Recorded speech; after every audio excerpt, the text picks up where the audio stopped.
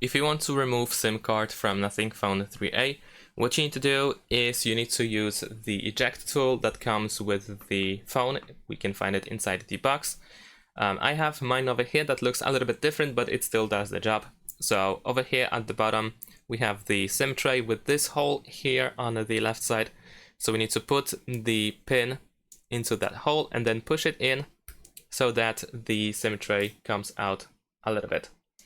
All right, after that, we can use our fingernails or fingers in order to remove the SIM tray.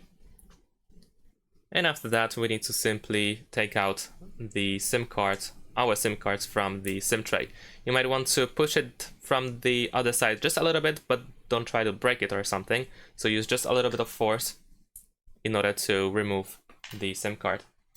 And once you remove your SIM cards, just place the SIM tray back into its place and push it with your finger. Make sure that it doesn't stick out or anything. It should be fully in.